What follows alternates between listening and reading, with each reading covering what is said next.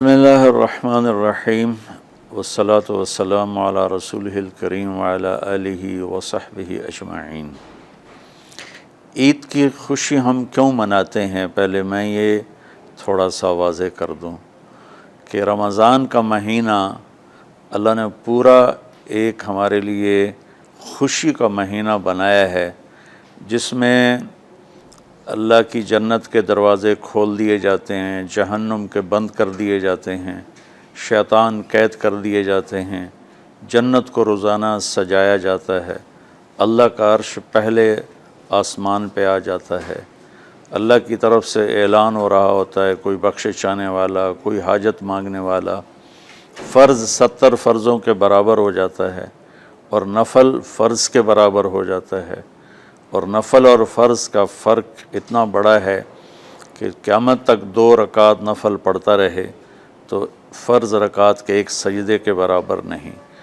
और इसमें जो मर जाते हैं अहले ईमान, उनका हिसाब नहीं होता, उनको कब्र में मुनकर नकीर नहीं आते, अल्लाह ताला उनको मुआफ़ फरमा देता है। इस तरह 29 दिन रात ये सिलसिला चलता है और आखिरी रात फिर अल्लाह ताला ऐलान फरमाते हैं कि मेरे बंदों ने रात को क़याम किया, यानी तरावी की नमाज़ पढ़ी, दिन में रोज़ा रखा, तो मैंने इस पर इन सब की बख्शिश फरमा दी। तो इस खुशी में फिर हम सब मिलकर अल्लाह की बारगाह में शुक्राने के मिलकर 2 नफ़ल अदा करते हैं और अल्लाह का शुक्र अदा करते हैं कि या अल्लाह तेरा शुक्र है, तूने हमारे गुनाहों को माफ़ फरमाया, जहन्नम को हम पे हराम किया, जन्नत को हम पे वाजिब किया। असल तो ईद की खुशी की ये वजह है।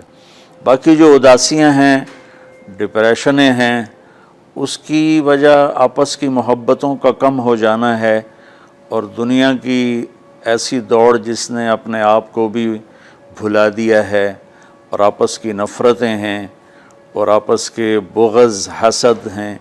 इन मनफी जज्बों ने हमारी खुशियों को धुंधला दिया है, वरना रमज़ान का हर लम्हा खुशी के लिए है और ईद उसकी पीक है। और पूरी ज़िंदगी अल्लाह राज़ी हो रहा हो तो खुशी ही खुशी है। हमें अपने मुल्क से, अपनी नस्ल से आपस की नफ़रतें, हसद, बुग़्ज़ ये मिटाने होंगे, तब जाकर हमें हकीकी खुशियाँ हासिल होंगी।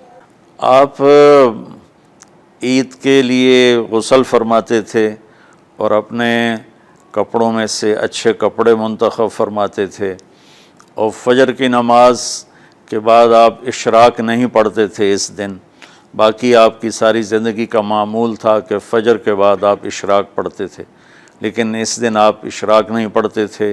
गुस्ल फरमा के फिर कुछ खा के, कोई मीठी चीज़, खजूर ही आम तौर पर होती थी, खजूर खा के फिर आप ईदगाह की तरफ तशरीफ़ ले जाते थे और पहले नमाज़ पढ़ाते थे, फिर खुतबा होता था, और उसके बाद जिस रास्ते से आप जाते थे उस रास्ते को छोड़कर फिर और रास्ते से घर वापस आते थे। फिर वफूद से मुलाकात करते थे, सरदारों से, सहाबा से मुलाकात करते थे, उसमें कुछ खानों का एहतमाम भी होता था। इस तरह एक आम रूटीन की ईद होती थी आपकी, मुलाकातें करना, खानों में जाना और अच्छे कपड़े पहनना, सबको खुशी से मिलना। ये ईद उल फितर पर आपका ये मामूल था। इस्लाम जावेद भाई 2 चीज़ों का मजमुआ है।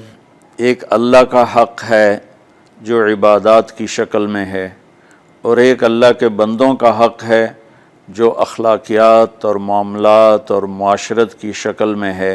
ये दोनों कंपल्सरी पेपर हैं, दोनों लाजमी पेपर हैं, इन दोनों में पास होना ज़रूरी है। मेरी नमाज अच्छी है लेकिन मेरी दुकान पे झूठ है, तो नमाज इस झूठ की कमी को पूरा नहीं कर सकेगी। मेरी दुकान पे सच है लेकिन मैं नमाज नहीं पढ़ता, तो मेरा ये सच बोलना मेरे नमाज की कमी को पूरा नहीं कर सकता। अल्लाह के नबी ने दुनिया से जाते हुए 2 लफ्ज़ों में सारा दीन बता दिया था। जब आप के जाने का वक्त करीब था तो आप 2 लफ्ज़ दोहरा रहे थे, अस्सला व मा मलकत ऐमानुकुम, मेरी उम्मत मेरे बाद एक नमाज न छोड़ना और एक उम्मत के गरीब मिस्कीन लोगों से, नौकर ग़ुलामों से अच्छा सलूक करना। ये दो अलग अलग डिमांड हैं। जैसे पानी पीने से रोटी की कमी पूरी नहीं हो सकती और रोटी खाने से पानी की कमी पूरी नहीं हो सकती। ये दोनों अलग चीज़ें हैं। अखलाक को इबादत की कमी पुर नहीं कर सकती और इबादत की कमी अखलाक को और अखलाक की कमी को इबादत पूरा नहीं कर सकती। इन दोनों चीज़ों में पास होना ज़रूरी है, तब जाकर एक मोतदिल मुआशरा वजूद में आता है। पूरी उम्मत इस चीज़ का शिकार है, चूँकि जब बददियानती और झूठ और जुल्म आम हो जाता है तो फिर उसमें पूरा मुआशरा ही गुनाहगार और मुजरिम बन जाता है। सिर्फ हुक्मरानों की बात नहीं रहती। ये तो एक सवाल का जवाब मूसा अलैहिस्सलाम को अल्लाह ने दिया कि अल्लाह ताला से उन्होंने पूछा, या अल्लाह जब आप राज़ी होते हैं तो उसकी क्या निशानी है?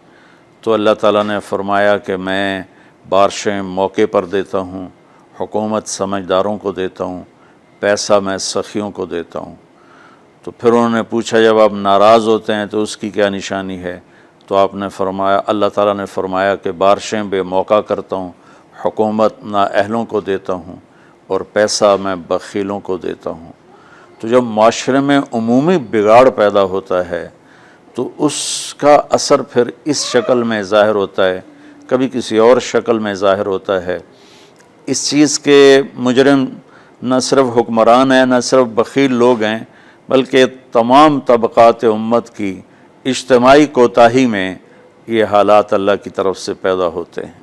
इसमें हम सारे ही एक दूसरे को मुजरिम ठहराने की बजाय अपने अपने गिरबानों में झांक कर देखें कि तुझे क्यों फ़िक्र है ए गुल, दिले सद चाक बुलबुल की। तो अपने पैरहन के चाक तो पहले रफ़ू कर ले, वफ़ी अनफुसिकुम अफला तुबसरून। हर आदमी अपने ऐब देखे, अपनी कमियां देखे और उन्हें दूर करने की वो कोशिश करे, तो फिर एक ख़ूबसूरत मुआशरा तश्कील पा सकता है।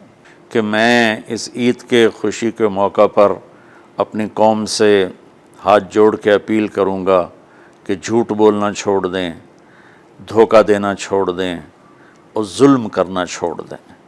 मजहबी नफ़रत ने हमें तबाह कर दिया, सियासी नफ़रत ने हमें तबाह कर दिया, सूबाई कौमी नफ़रत ने हमें तबाह कर दिया, आपस की रंजशों की नफ़रत ने हमें तबाह कर दिया।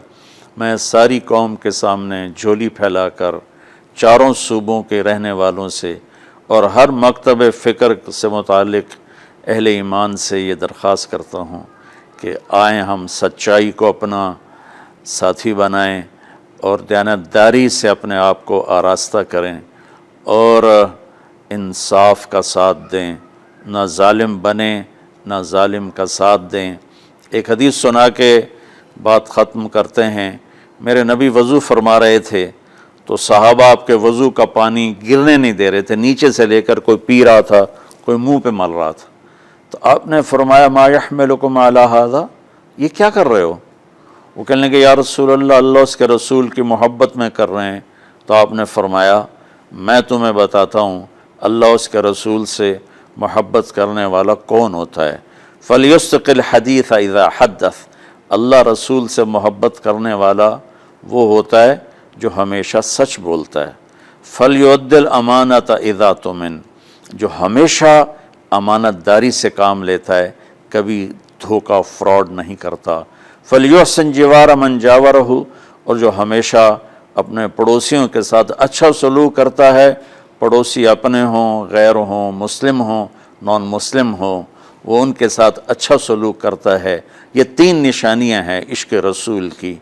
ये तीन बातें मेरी कौम अपना ले तो ये अंधेरे उजालों में इंशाअल्लाह तब्दील हो जाएंगी।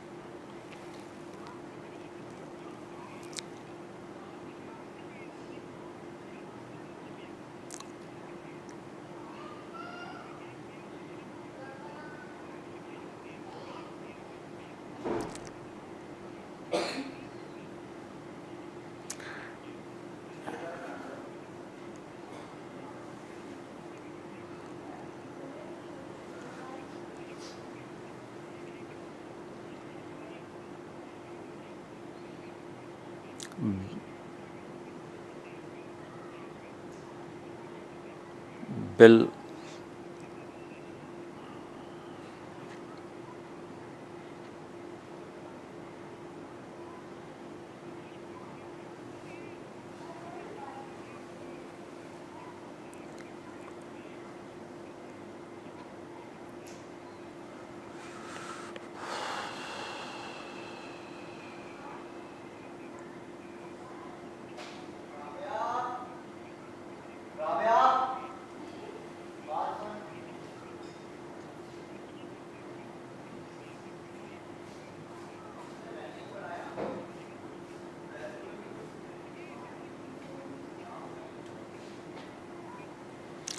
उम्मीद तो कभी छोड़नी नहीं चाहिए।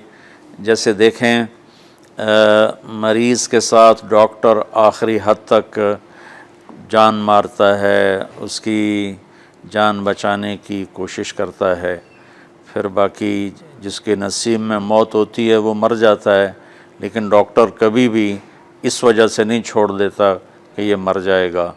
तो हम अल्लाह की रहमत से बिल्कुल नाउमीद ना हों, मायूस ना हों। मुझे अल्लाह की ज़ात से बहुत उम्मीद है। हमारा जो इस वक्त कायद है, इसे सियासी बयान ना समझा जाए अल्लाह के वास्ते। मैं एक पाकिस्तान का शहरी होने की हैसियत से अपना तज्ज़िया पेश कर रहा हूँ। गलत भी हो सकता है, सही भी हो सकता है। वो बहुत मुखलिस मेहनती आदमी है। तो मुझे अल्लाह की ज़ात से उम्मीद है अगर हम सब मिलकर साथ दें सच्चाई का, दयानतदारी का, इंसाफ का, और आपस की नफ़रतों को मिटा दें, तो इंशाअल्लाह ज़रूर सुबह होगी। कोई वजह ही नहीं कि सुबह ना हो।